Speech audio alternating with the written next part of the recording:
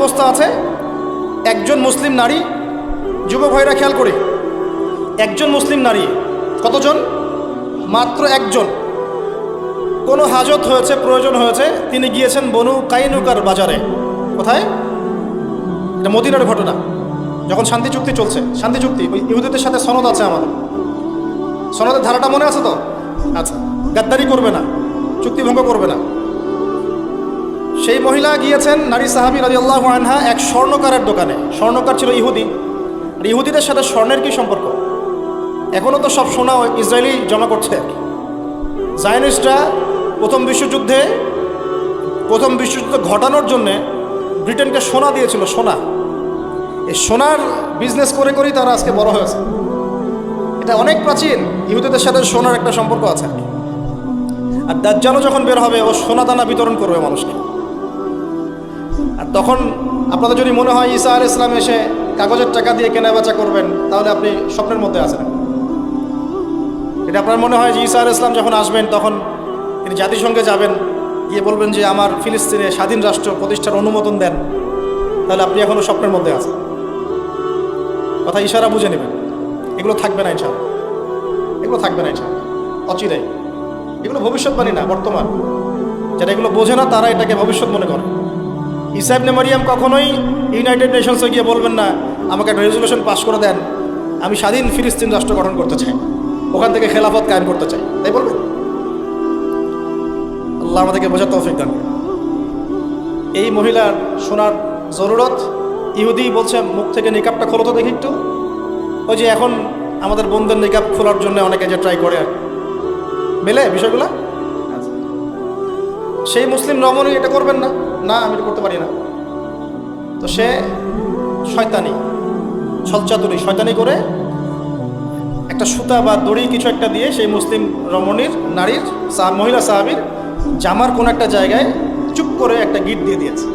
উনি বুঝতে পারেন না কোন কমের কথা বলছি। বনু কাইনুকা, ওই 3 গোত্রের একটা, যেটা মদিনায় আছে। ওই আমাদের বোন, আমাদের সেই নারী সাহাবী রাদিয়াল্লাহু আনহা, তিনি খেয়াল করেন নাই। প্রয়োজন শেষে যখন উঠে গিয়েছেন, দাঁড়িয়েছেন, সতরের কিছু অংশ দেখা গিয়েছে। কয়জন নারী? একজন। চিৎকার করে উঠেছেন তিনি, স্বাভাবিক, বুঝতে পারছেন কি সিচুয়েশন হতে পারে। ওই চিৎকার শুনেছেন একজন মুসলিম যুবক সাহাবী, যিনি ওই বাজারে ছিলেন। কতজন? সংখ্যাগুলো ভালো করে মনে রাখেন, যে কোনো সিরাতের কিতাবে খুঁজে দেখুন। কি হয়েছে? হে আমার ভাই, এই যে ইহুদি আমার সাথে কাজ করছে। ওই সাহাবী আল্লাহর নবীকে জানানোর প্রয়োজন মনে করেন নাই, কাউকে ডাকার প্রয়োজন মনে করেন নাই, বলেন নাই যে হে মুসলিম সাহাবীরা তোমরা কোথায় আছো, এইটা বলারও প্রয়োজন মনে করেন নাই। তরোয়াল ছিল, খুলে ওই ইহুদির গর্দান উড়াই দিয়েছে। আজকে এই শাইখদের কাছে গিয়ে ফতোয়া নিতে হয়, এটা জায়েজ কি না, তাই না? শায়েখরা ফতোয়া দিচ্ছে না, এইসব গন্ডগোলে যাওয়ার দরকার নাই। ওই যে হামাসের কথা বলছে, এগুলো গন্ডগোল, এগুলো ফিতনা, আকীদা ওদের ঠিক নাই, ইটা সেটা। আপনাদের মুনাফিক চিনতে এখনো বাকি আছে, এখনো আপনাদের মুনাফিক চেনা বাকি আছে বাংলার জমিনে। অনেক কথা তো আমরা একসময় বলতে পারি নাই, অনেক কথা বলতে চেয়েছিলাম কিন্তু বলতে পারি নাই। এগুলো কি আমাদের মাঠে দেখে নেবেন ইনশাআল্লাহ, কি বলতে চেয়েছিলাম, কি পারি নাই। কিন্তু যেটা পারি নাই সেটা তো এখন আল্লাহ স্পষ্ট করে দিলেন। আপনাদের সবার সামনে স্পষ্ট হয়ে গেল যে আসলে গাদ্দার কারা, মুনাফিক কারা উম্মার মধ্যে। এরপরেও যদি চিনতে আপনি ভুল করেন, তাহলে আপনিও দাজ্জালের মধ্যে পড়ে গেছেন। আবার শোনেন, এই মুসলিম সাহাবী আল্লাহর নবীকে জানানোর প্রয়োজন মনে করেন নাই, সাহাবী থেকে ডাকার প্রয়োজন মনে করেন নাই।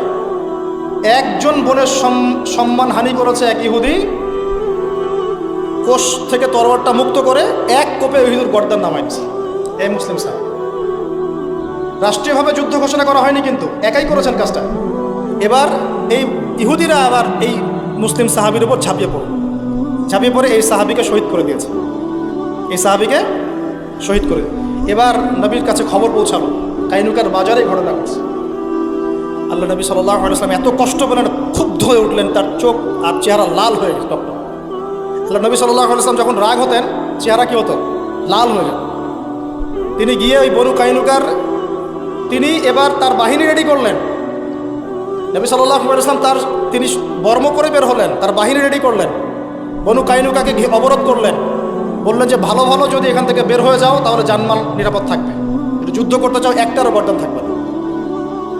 বনু কাইনুকা ভয়ে বলল যে ঠিক আছে, আমরা এই ঘটনার প্রেক্ষিতে আমরা পুরো বসতি সবাই মিলে এখান থেকে চলে যাবো, তাও আমার সাথে যুদ্ধ করেন না।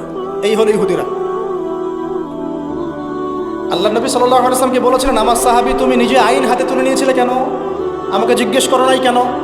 আমার কাছে ফতোয়া নেওয়া নাই কেন? একজন মুসলিম রমণীকে মেরেছে তো কি হয়েছে? এত বড় ফাসাদের কি প্রয়োজন? যুদ্ধ ঘোষণা কি প্রয়োজন? এগুলো আপনাদের এই মুনাফিক আহলুল মুনাফিকদেরকে শোনায়। পরামর্শ করেছে, আল্লাহ নবীকে বলেছেন তুমি ভুল করেছো, হে আমার সাহাবী তুমি ভুল করেছো। এখন মানুষ বলে বেড়াচ্ছে ওরা ভুল করেছে, ভুল করছে। 100 বছর থেকে ভুল করে যাচ্ছে। 100 বছর থেকে যে আমাদের জমি দখল করে বসে আছে, তারা যে ইট পাথর দিয়ে প্রতিহত করছে, এটা ভুল ছিল? এখনো আপনাদের মুনাফিক চিন্তা বাকি আছে। এবার যুদ্ধ ঘোষণা হলো, বনু কাইনুকার সাথে যুদ্ধ হলো, ওরা পেরে উঠলো না। পরে পুরো ব্যাগ অ্যান্ড ব্যাগেজ ওদের যা ছিল ওটা নিয়ে মদিনা থেকে বের হলো। এই প্রথম ইহুদি একটা কমকে মদিনা থেকে বহিষ্কার করা হলো। একজন মুসলিম নারীর সম্ভ্রমের জবাব তাদেরকে দিতে হলো এভাবে। আর এখন এই একটা মাসেই আপনি দেখছেন 12,000, 15,000, 16,000। এটা তো 1 মাসের যুদ্ধটা নতুন করে শুরু হওয়ার পরের কথা। এর আগে এই যে প্রায় 75 বছরের হিস্ট্রি আপনি ঘেটে দেখেন। ডক্টর রাগিব সার্জানির বইগুলো পড়েন, ডক্টর রাগিব সার্জানি, ডক্টর আলী মোহাম্মদ সাল্লাবির বইগুলো পড়েন, ইতিহাসবিদ্যারা। দুজনের নাম বললাম, ডক্টর রাগিব সার্জানি, ডক্টর আলী মোহাম্মদ সাল্লাবি। বইগুলো পড়ে দেখেন, ইতিহাস পড়ে দেখেন 1914 সাল থেকে শুরু করে 2023 পর্যন্ত তারা কতগুলো বাচ্চাকে মেরেছে, কতগুলো বোনকে ধর্ষণ করেছে, কতগুলো ভাই আমাদের কারাগারে আছে, কারাগারে কীরকম বিহেভ ওদের সাথে করা হচ্ছে, আর কতগুলো মিসাইল তারা লঞ্চ করেছে, এবং কতগুলো হাসপাতাল উড়িয়ে দিয়েছে, কতগুলা। আর এখানে আপনি দেখছেন বনু কাইনুকার সাথে যুদ্ধ হয়েছে একজন নারীর সম্মানকে কেন্দ্র করে। তাহলে ওই যে শুরুতে বলেছিলাম যে আইওয়াস শোডাউন ফ্যান্টাসি, এগুলোতে কিচ্ছু হবে না। আসল জায়গাতে আমরা নাই, বিকজ ওই ইমান, ওই তেজ, ওই জজবা, ওই তাসকিয়া, ওই ইমারা, ওই জামা, ওই আমির আমাদের নাই। ওই এতিম অবস্থায় বসে বসে আমরা নিজেদের ভাইদের দোষ চর্চা করতেছি। আল্লাহ পাক আমাদেরকে বোঝার তৌফিক দান। এগুলো সহ্য করার মতো কোনো বিষয় না, মেনে নেওয়ার মতো কোনো বিষয় না। আর আমরা জানি যে আমরা এখানে অনেক বড় বড় কথা বলে হয়তো কিছু হবে না, কিন্তু আরশের মালিকের কাছে আমরা দায়মুক্ত হব। এভাবে হবে না। আল্লাহ রাব্বুল আলামিন এভাবে শুরু করলেন নবী সাল্লাল্লাহু আলাইহি ওয়াসাল্লাম মাদানী যুগটা এইভাবে। তারপরে একটা কথা আপনাকে বলি, আরেকটা গোত্রের নাম বলেছে নাজির, মনে আছে? এরা যখন দেখলো যে বনু কাইনুকার এই অবস্থা হলো, ওদের কিন্তু শয়তানি তখন আরও তুঙ্গে। ও বাই দ্য ওয়ে, এই বনু কাইনুকা এখান থেকে বের হয়ে গিয়ে কী করেছে? এরা বের হয়ে কুরাইশদের সাথে যুক্ত হয়েছে, যাতে করে খন্দকের যুদ্ধে নবী সাল্লাল্লাহু আলাইহি ওয়াসাল্লামকে বিপদে ফেলতে পারে। আর বাকি কিছু চলে গেছে খাইবারে। পরে আলী রাদিয়াল্লাহু আনহুর হাতে খাইবার বিজয় হয়েছে। আর খন্দকের ঘটনা তো আপনারা পড়ে নিয়ে দেখেছেন। বনু নাজির এখন আতঙ্কে আছে যে এবার আমাদের না কি হয়, তাহলে কি করা যায়? প্ল্যান করলো, আচ্ছা নবীকে ডেকে নিয়ে আসা যাক, ডেকে নিয়ে আমরা বসে একটা শান্তি চুক্তি করা যায় কিনা। আল্লাহ নবী গেলেন, সাথে গিয়েছেন 2-3 সাহাবী, আবু বকর রাদিয়াল্লাহু আনহু, উমর ইবনে খাত্তাব। বনু নাজিরের দেয়ালে হেলান দিয়ে বসে আছেন আল্লাহ নবী সাল্লাল্লাহু আলাইহি ওয়াসাল্লাম। নেগোশিয়েট হবে, মানে কথা হবে আর কি, সংলাপ হবে, আলোচনা, ঠিক আছে? এবার বনু নাজিরের কিছু ছেলে নেতা চিন্তা করলো এটাই সুবর্ণ সুযোগ যে আগে আমরা যেভাবে নবীদেরকে হত্যা করেছিলাম, এবার মুহাম্মদকে বাগে পাওয়া গেছে সাল্লাল্লাহু আলাইহি ওয়াসাল্লাম, এবার তাকে শেষ করবে। কি করলো তারা? চাক্কি আছে না, চাক্কি বুঝেন, যে গম গুঁড়া করতো আগে, জাতা, এই জাতার 2-3টা পার্ট নিয়ে ছাদের উপরে গিয়ে প্রস্তুতি নিয়েছে, উপর থেকে ফেলবে আল্লাহ নবীর মাথায় সাল্লাল্লাহু আলাইহি ওয়াসাল্লাম। জিবরাইল আলাইহিস সালাম আসা হাজির, শেষ। ইয়া রাসূলুল্লাহ, এখান থেকে ওঠেন। কেন? আপনাকে মারার প্ল্যান করছে। আমি বললাম না তাকে 15 বার হত্যা করার চেষ্টা করা হয়েছে। তিনি উঠে আবু বকর সিদ্দিককে বলেন, ওঠো, হাঁটা শুরু করো। কেন? ইয়া রাসূলুল্লাহ, চলো। উঠে হাঁটা শুরু করলেন। পরে দেখা গেল সত্যি সে এই প্ল্যানটা করেছিল। আল্লাহ নবীকে আল্লাহ পাক সেভ করলেন। আবার যুদ্ধ ঘোষণা হলো এদের সাথে। এবার কোন অপরাধে? আল্লাহ নবীকে হত্যা করার চেষ্টার অপরাধ। সূরা হাশর পড়ে দেখেন, হাশরে ডিটেল